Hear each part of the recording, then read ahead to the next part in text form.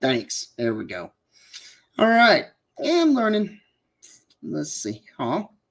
Cinema. Here we go. Present. Share screen. Scheduled execution. Here we go. This will probably get me taken down just from this alone. Anywho, here we go.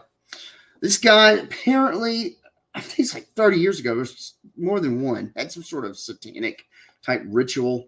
And anyway, horrifically, they butchered a young lady, and when they were done, threw off a cliff. So I don't know anyone else that would be more. I know a lot of people are just totally anti-death penalty, but I don't know. I don't know, man. I don't know anyone that would be more relevant to needing that as a punishment. And it is a lawful punishment. So we'll see how let's learn about it, and we'll do it together and see how it goes. Okay. All right. Let's try this.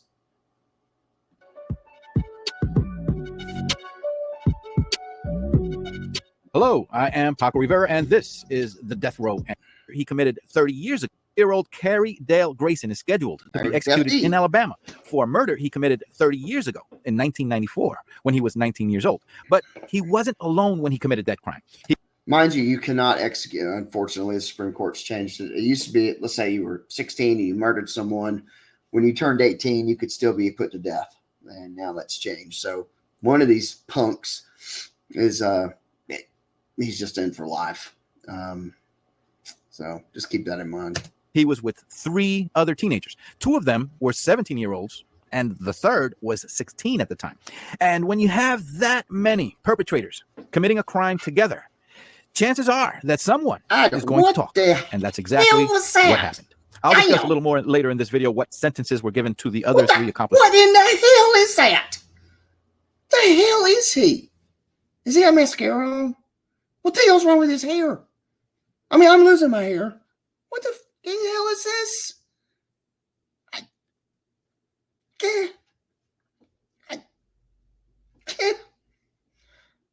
Oh, God, I've seen it all.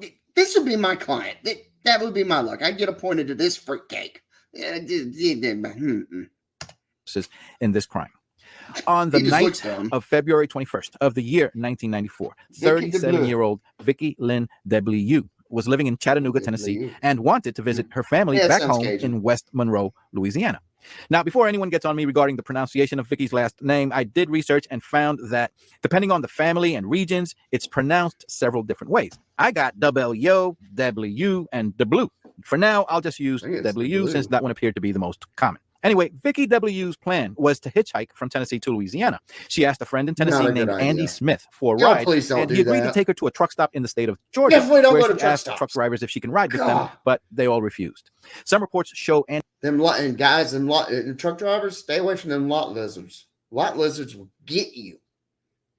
It's like that scene in Empire Strikes Back where they in that monster. It's in the you think it's like an asteroid or something, and they park it and they don't know they're in a monster's gut, and they get out and there's those little things that stick to the windshield and going, Minox or something like that. I can't remember. That's a lot lizard. That's basically what they do. They just show up and bing, here they are. They'll come in your truck. It's crazy. Andy Smith as Vicky's romantic partner, and other reports show him as just a friend, so I'm not sure which is the case. Andy Smith would later testify in court that he had tried to talk Vicky out of hitchhiking. Now, before some of you get all up in arms in the comments about how dumb it is to hitchhike, remember that this was 1994. All through the 1950s, 60s, 70s, 80s, and even early 90s, hitchhiking was still very common. And there was very little news published or broadcasted about the risks and dangers and people getting killed. It has only been in this is not a true statement. It sort of kind of in the early 70s, and it was in I'm trying to think Netflix's Mindhunter. I think it's Mindhunter. Edmund Kemper. You can actually text or type it in YouTube and bring up the original. In fact, I'm probably going to do the video and we'll just do a watch along with it. He is the only serial killer that I know of that turned himself in, but it's exactly how he did it. He picked up hitchhikers, and I think it's University of California, Santa Monica, I believe, in and around that area. And he was a hitchhiker killer. So, yeah, he's partly right. No, this has been a thing since cars have been on the road. I mean, let's be realistic. Recent times over the past 20 years or so that it seems we have been bombarded with news stories of murders occurring during hitchhiking. And it goes both ways. Sometimes the driver kills the hitchhiker, and sometimes the hitchhiker kills the driver. When Andy Smith testified that he tried to talk Vicky out of hitchhiking, it's not clear in the report that he was concerned for her safety. There's no mention of that. Maybe he just didn't want her to leave Clair County or leave Tennessee. Is where she was found. I practiced in St. Clair, Talladega, and yes, it's Talladega County, and kind of all over. But next to that, you go from St. Clair County to it's all on the I-20 corridor, Talladega, and then to Calhoun County. Anyway, regarding Andy Smith's pleas for Vicky to stay and not hitchhike, Vicky was intent and determined to make her way to Louisiana. Andy and Vicky continued on to the state of Alabama along Interstate 59, and he dropped off Vicky at the first exit in Alabama after crossing over into that state. Now, she had apparently got a ride from someone else at some point because she eventually got as far as the Trussville exit of I-59 deeper into Alabama. That's still in Jefferson County. And Trussville is quite a distance from that first exit that Andy described. I actually know that shopping center is at. Near that Trussville, Alabama exit from the I-59, there were 4 youngsters gathered in a pickup truck that was going by. Man, the oldest of them was Carrie Grayson, who I said was 19 at the time. Even though they were all teenagers at the time, the pictures you will see here are mugshots taken more recently. The other 3 were Kenneth Loggins, who was 17 at the time, Trace Duncan, also 17, and Louis Mangione, who was 16. All 4 were drinking alcohol and smoking marijuana that night in February of 1994. According to later testimony from several in the group, the oldest, Grayson, people do that all the time. They go killing people and often spoke about wanting to kill someone, mutilate the person, and even engage in cannibalistic rituals by eating parts of the person. The 4 of them spotted a young woman on the side of the road for the Interstate 59 ramp, trying to flag down vehicles headed in the direction of Louisiana. That woman was Vicky Lynn W. The group approached her and offered to give her a ride. Vicky accepted and got into the pickup truck with them. I can only assume that what appeared to be 4 young boys out having fun did not seem like any kind of threat to Vicky. At some point during the ride, the teenagers told Vicky that they needed to go somewhere to switch to a different vehicle. Vicky was not happy about that at all and began protesting and asking to be let out of the car. But the 4 youths refused to let her go. The 4 which youths. Means at this point, she's essentially kidnapped. They drove deep into a wooded area and everyone got out. By this point, Vicky realized she was in danger and made a run for it. But the youths caught up to her and began beating her mercilessly. According to one of the teenagers' confessions later, they stomped and kicked her head and body for nearly 30 minutes. She may have been dead long before the beating had ended. These youths then put Vicky's body and her luggage into the back of the pickup truck and drove to Bald Rock Mountain. Once there, they removed the clothing on her body and proceeded to fiddle with or mess with the dead body. They then tossed her off a cliff down into a quarry below. After that, they went to a car wash in Pell City, Alabama, to wash all the blood from the pickup truck. They then removed items from Vicky's luggage and tossed whatever they didn't keep along with the bag into a they were on their way back to Birmingham, Alabama. They dropped off the youngest of the group, 16-year-old Louis Mangione, at his house. And the remaining 3, Carrie Grayson, Trace Duncan, and Kenneth Loggins, decided that they weren't done yet. They wanted to return to Bald Rock Mountain and go down to the bottom of the cliff there and mess with the body some more. They used knives to stab the body 180 times and slice it up, and even rip out organs from her body. One report stated that one of the youths bit into one of those organs. They also removed all the fingers. At some point, one of those youths, during some time spent once again with the youngest of the 4, 16-year-old Louis Mangione, who had been dropped off at his house that night, he gave Mangione as a gift one of those fingers. On February 26th, 4 days after the crime, a hiker at Bald Rock Mountain discovered the battered remains of Vicky W. and notified authorities. In the days leading to that discovery, Louis Mangione had found it amusing to show off the human finger to his friends. But at least one of those friends didn't find it so amusing and contacted police. And it was only a matter of time that all 4 youths, Carrie Grayson, Trace Duncan, Kenneth Loggins, and Louis Mangione, were arrested for the murder of Vicky Lynn W. All 4 were tried in court separately and found guilty. Carrie Grayson, as we know, was sentenced to death, and he remains on death row until his scheduled execution on November 21st of this year. Trace Duncan and Kenneth Loggins were originally also sentenced to death. However, in the year 2003, the United States Supreme Court banned the death penalty for anyone who murdered someone before turning 18 years old. And since both Duncan and Loggins were 17 when they committed the crime, their sentences were changed to life without the possibility of No, I say parole. go on, However, let 'em in the year challenge it. 2012, Alabama changed its law, not allowing minors, anyone who was under 18 at the time of the crime, to be sentenced to life without having a chance of parole. Therefore, as a result, both Duncan and Loggins, according to the Alabama Department of Corrections data, now show both as being considered for parole on July 1st of the year 2029, after having served roughly 30 years in prison. The youngest of the group, Louis Mangione, who was 16. In Alabama, you're only eligible for parole every 5 years. So if they're denied, it'll go 5 more years, and then you get parole hearing again. They'll just keep denying them. These guys ain't never getting out. At the time of the crime, was originally sentenced to life without the possibility of parole, but because of that 2012 Alabama law, he is now also considered for parole on that same date, July 1st, 2029, about 5 years from now. Vicki Lynn W. was born in April of the year 1956. According to her family, she grew up during her childhood years in Natchitoches, Louisiana. She later lived in West Monroe, Louisiana. In 1973, when Vicki was 17 years old, she gave birth to a daughter named Melissa. The father was a man named Curtis Corbin. Sadly, Melissa passed away recently from natural causes just last year, in 2023, at the age of 50. Sometime after the birth of Melissa, Vicki met and married a musician by the last name of Haley, and together they had a daughter that they named Jody.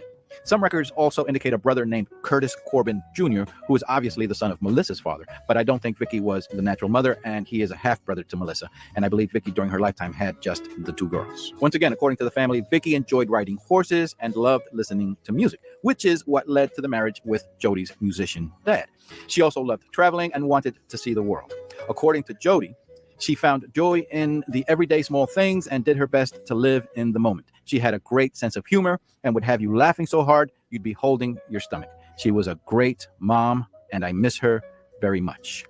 As it turns out, Jody Haley is very much opposed to the upcoming execution of Carrie Grayson, the man who took part in killing her mom. And she has requested that I convey the following message that I received from her to everyone out there. Killing someone because they killed doesn't resonate at all with me. Evil begets evil, and it creates a vicious cycle, one we've been doing for hundreds of years. Obviously, we're doing the same thing and getting the same results, the definition of insanity. Revenge shouldn't be at the forefront of our judicial system's agenda. Rather, preventive measures working to improve the hearts of people is the best answer I've been able to come up with. Of course, the Attorney General's office tells me there's nothing to be done about his punishment, although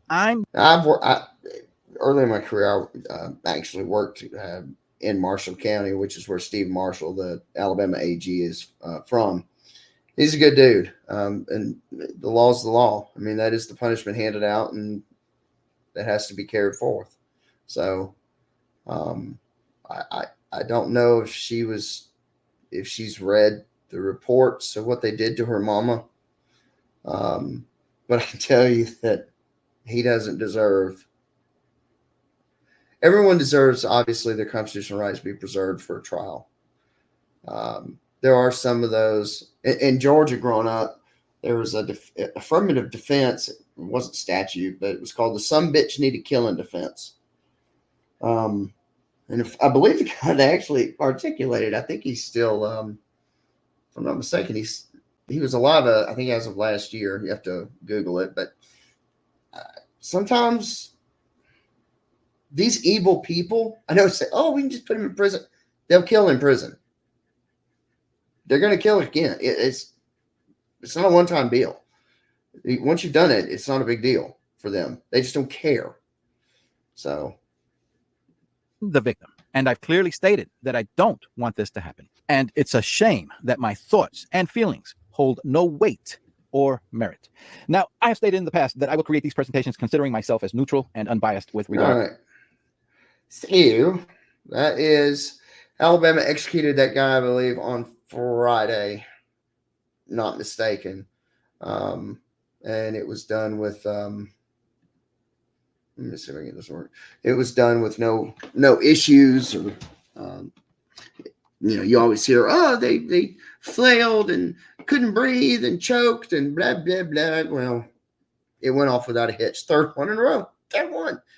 I'm surprised we don't adopt at least what I think Mississippi has. I know South Carolina and Utah brought it back, which is execution by firing squad. Sounds brutal, but it's quick. And believe it or not, Japan does it by hanging. They hang.